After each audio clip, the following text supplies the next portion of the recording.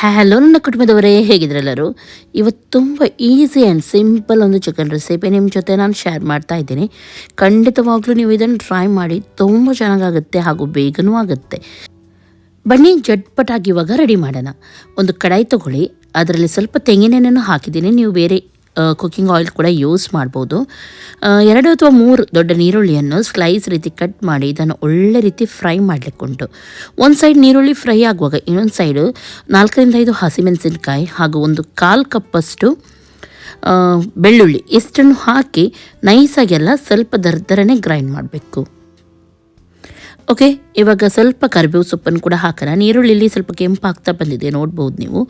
ಈ ಟೈಮಲ್ಲಿ ನಾವು ಗ್ರೈಂಡ್ ಮಾಡಿದ ಗ್ರೀನ್ ಮಸಾಲ ಇತ್ತು ನೋಡಿ, ಇವಾಗ ನೋಡಿ ಈ ರೀತಿ ಇರಬೇಕಿದು. ತುಂಬ ನೈಸಾಗಿ ಗ್ರೈಂಡ್ ಮಾಡಲಿಕ್ಕಿಲ್ಲ.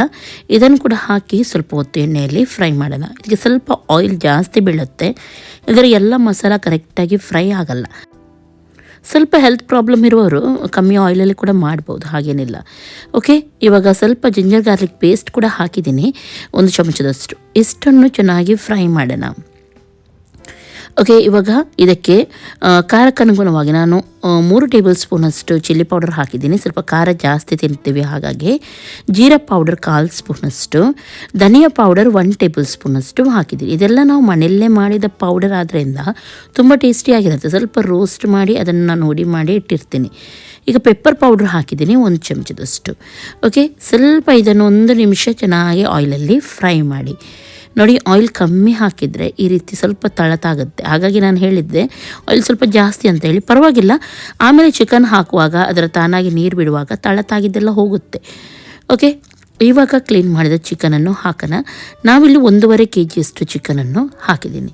ರುಚಿಗೆ ತಕ್ಕಷ್ಟು ಉಪ್ಪನ್ನು ಹಾಕಿ ಫಸ್ಟಿಗೆ ನೀರು ಹಾಕದೇ ಇದನ್ನು 1 ರಿಂದ 2 ನಿಮಿಷ ಹೀಗೇ ಫ್ರೈ ಮಾಡಲಿಕ್ಕುಂಟು. ಅರಿಶಿನ ಪೌಡರನ್ನು ಕೂಡ ಆ್ಯಡ್ ಮಾಡಿದ್ದೀನಿ. ಇವಾಗ ಸ್ವಲ್ಪ ಹೊತ್ತು ಇದನ್ನು ಚೆನ್ನಾಗಿ ಮಿಕ್ಸ್ ಮಾಡ್ತಾ 1-2 ನಿಮಿಷ ಹೀಗೇ ಮಾಡ್ತಾಯಿರಿ. ಓಕೆ, ಇದು ಸ್ವಲ್ಪ ಫ್ರೈ ಆದಮೇಲೆ ಮೇಲ್ಗಡೆಯಿಂದ ನಾನು ಇದಕ್ಕೆ ಗರಂ ಮಸಾಲ ಪೌಡರ್ 1/2 ಚಮಚದಷ್ಟು ಹಾಕ್ತಾ ಇದ್ದೀನಿ. ಮನೆಯಲ್ಲೇ ಮಾಡಿದ್ರಿಂದ ಸ್ವಲ್ಪ ಸ್ಟ್ರಾಂಗ್ ಇರುತ್ತೆ. ನೀವು ಹೊರಗಡೆದ್ದು ಹಾಕೋದಾದರೆ 1 ಚಮಚ ಆದರೂ ಹಾಕಿ. ಓಕೆ, ನೋಡಿ ಇವಾಗ ತಳತಾಗಿದ್ದೆಲ್ಲ ಪೂರ್ತಿಯಾಗಿ ಹೋಗಿದೆ, ನೋಡ್ಬೋದು ನೀವು. ಓಕೆ, ಚೆನ್ನಾಗಿ ಇದನ್ನು ಮಿಕ್ಸ್ ಮಾಡಿ. ಇವಾಗ ತುಂಬ ಡ್ರೈ ಅಂತ ಎನಿಸಿದರೆ ನೀವು ಸ್ವಲ್ಪ ನೀರನ್ನು ಸೇರಿಸ್ಬೋದು. ನಾನು ಗ್ಯಾಸನ್ನು ಲೋ ಫ್ಲೇಮಲ್ಲಿ ಇಟ್ಟಿದ್ದನ್ನು ಮುಚ್ಚಿಡ್ತೀನಿ. ಸ್ವಲ್ಪ ಹೊತ್ತಲ್ಲಿ ನೋಡ್ಬೋದು ತಾನಾಗಿ ನೀರು ಬಿಡುತ್ತೆ ಇದು ಈ ರೀತಿ.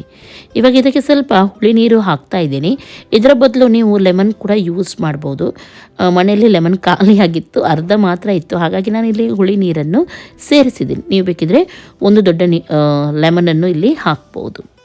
ಓಕೆ, ಚೆನ್ನಾಗಿ ಇದನ್ನು ಮಿಕ್ಸ್ ಮಾಡಿ.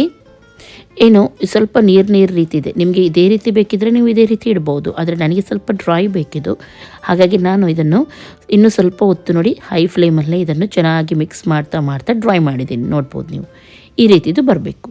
ಇವಾಗ ಉಪ್ಪು ಹುಳಿ ಖಾರ ಎಲ್ಲ ಪರ್ಫೆಕ್ಟ್ ಆಗಿದೆಯಾ ನೋಡಿ, ನೀವು ಗ್ಯಾಸನ್ನು ಆಫ್ ಮಾಡಿ. ಬೇಕಿದ್ದರೆ ಕೊತ್ತಂಬರಿ ಸೊಪ್ಪನ್ನು ನೀವು ಆ್ಯಡ್ ಮಾಡ್ಬೋದು. ನಾನಿಲ್ಲಿ ಬೇರೆ ಏನು ಕೂಡ ಸೇರಿಸಲಿಲ್ಲ. ನೋಡಿ ಎಷ್ಟೊಂದು ಈಸಿ ಆಗಿದೆಯಲ್ಲೋ, ಒಮ್ಮೆ ನೀವು ಕೂಡ ಟ್ರೈ ಮಾಡಿ. ಇವತ್ತಿನ ಈ ರೆಸಿಪಿ ಇಷ್ಟ ಆಯ್ತು ಅಂದರೆ ಲೈಕ್ ಮಾಡಿ, ಶೇರ್ ಮಾಡಿ, ಸಬ್ಸ್ಕ್ರೈಬ್ ಮಾಡಿ. ಎಲ್ಲರಿಗೂ ಟೇಕ್ ಕೇರ್, ಬಾಯ್ ಬಾಯ್.